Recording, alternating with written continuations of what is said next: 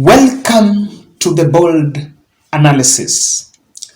The 14-member bipartisan team that was formed by both Azimio and Kenya Kwanza are yet to even hold a first session. But the papers on Wednesday were reporting daggers drawn and sharp differences already emerging on the terms of reference. What are the rules of the game? The scope of discussions are a very clear line between what Azimio wants and what Kenya Kwanza wants. Looking at Raila Odinga's tweet just this evening, I can clearly say that he is heeding the call to reject that bipartisan team. I will not be shocked to see on Thursday, during the Fungamano House meeting, Raila Odinga actually pulling out of that process finally. Let's look at his tweet. I think it will give us a bit of what I'm talking about so that I don't just talk from what I say. Tomorrow, starting at 9 a.m., we shall be at Ufungamano Hall for a multi-sectoral leaders meeting hosted by civil society. It's hosted by, it's not by Azimio la Umoja, to discuss important issues affecting our nation. So this is not an Azimio la Umoja meeting now. If you check, that's the tweet shared, and he shared that photo there, this graphic here. It's not an Azimio la Umoja thing, if you ask me, because Azimio la Umoja's color is blue. This one is not blue, and I agree. Part of the objective is what has been shared here, and I want you to follow. Chart a path for Kenyans' salvation. Number 2, engage all Kenyans in making our national great.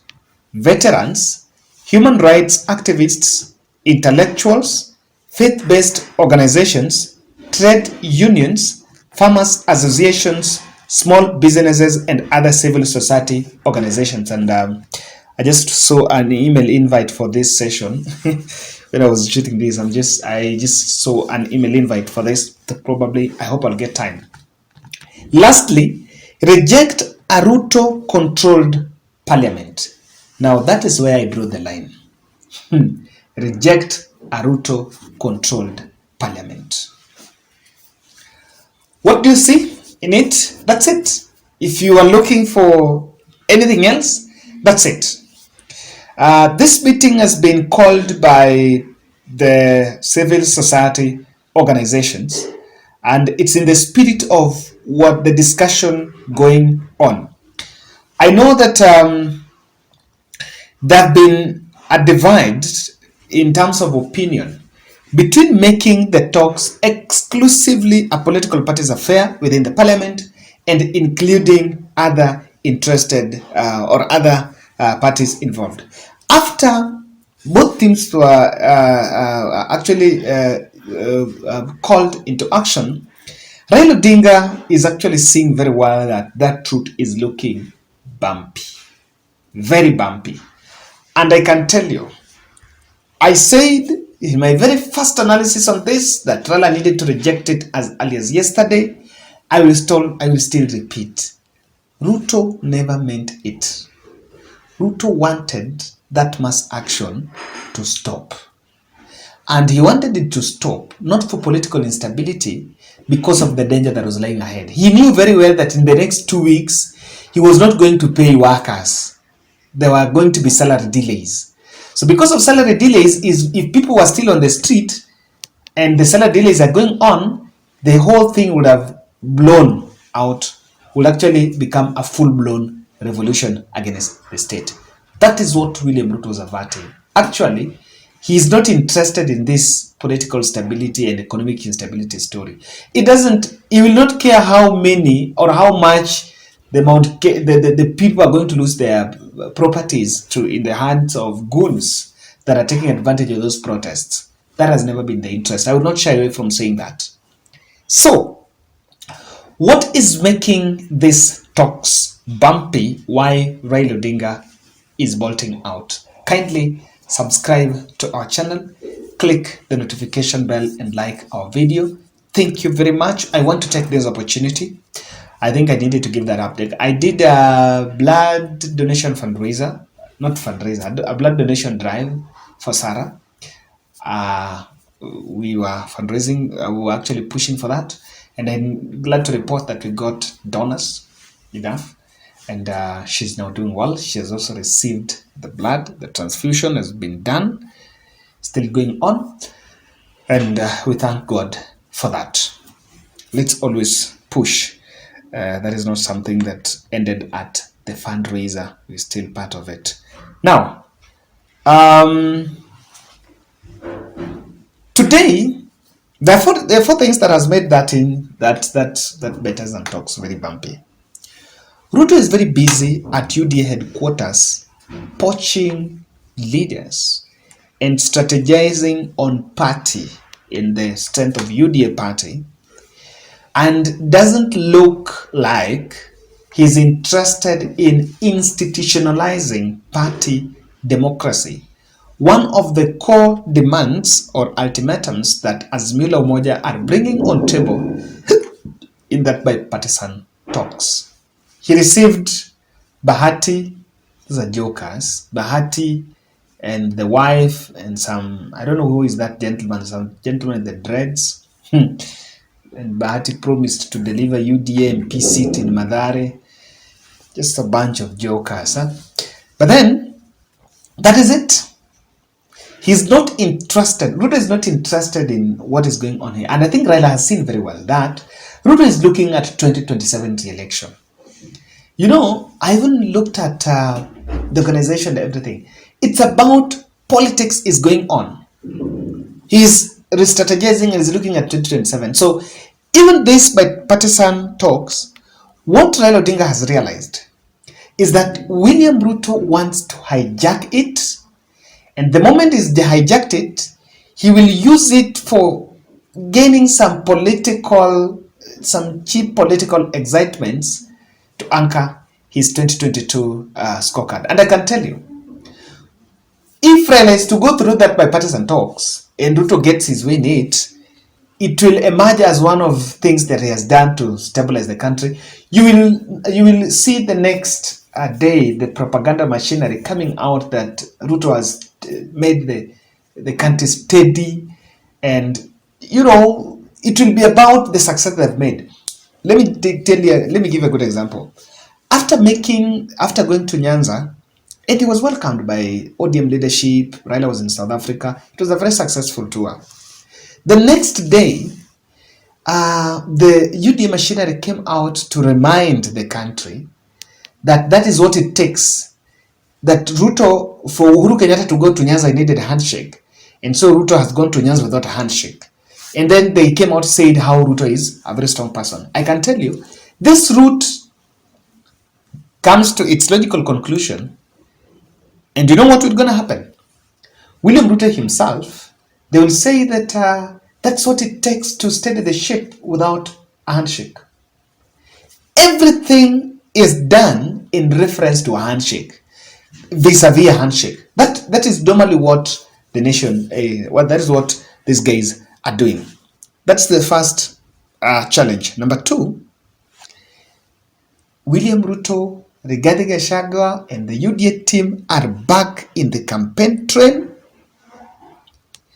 And what they are doing is creating a UDA one versus handshake, us versus them.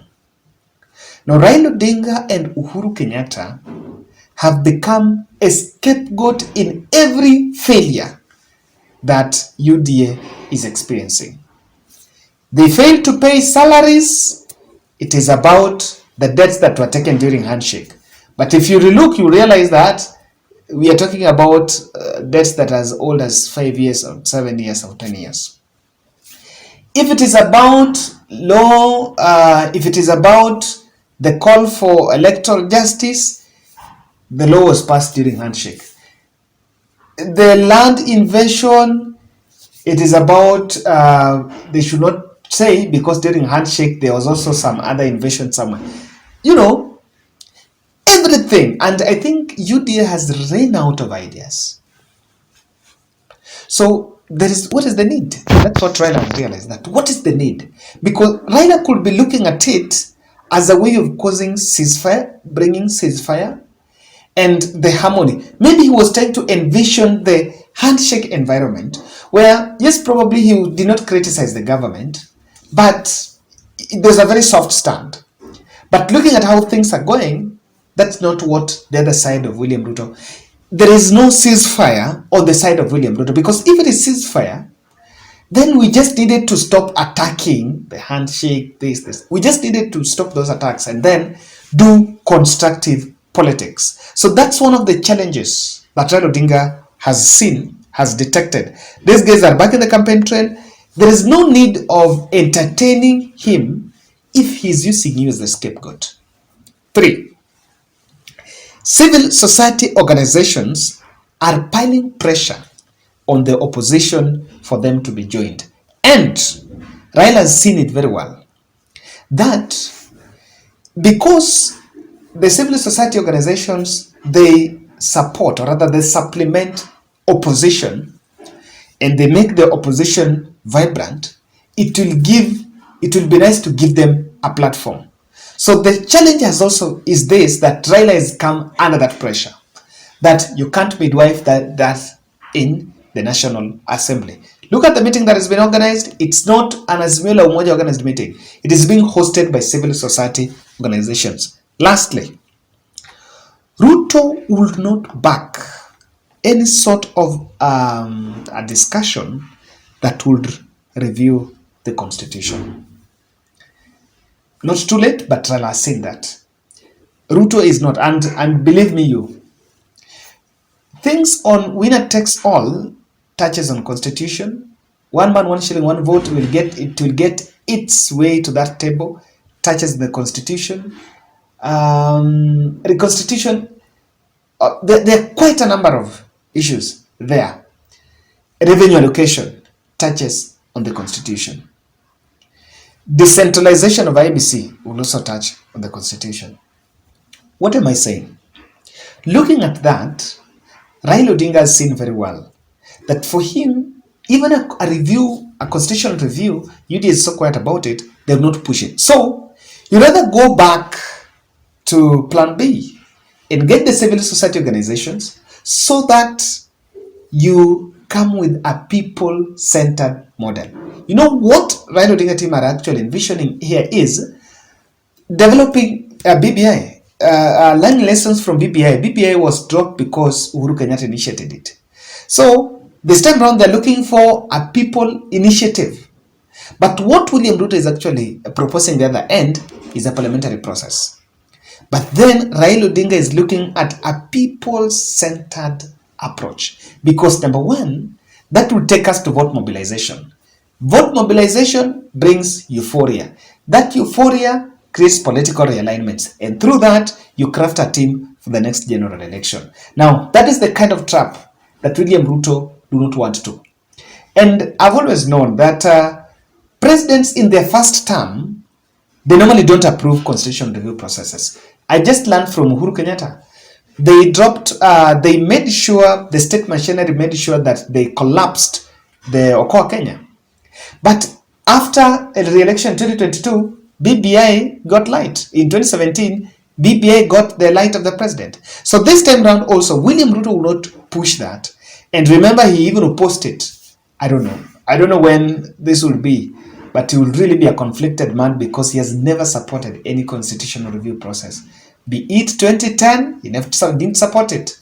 The Okoa Kenya, he was in government, it was collapsed. The BBA still collapsed. Now, this is a route that Raila Odinga seems to be pursuing, having known very well that the end game by UDA is to pick new commissioners, and the story ends there. Thank you very much for watching.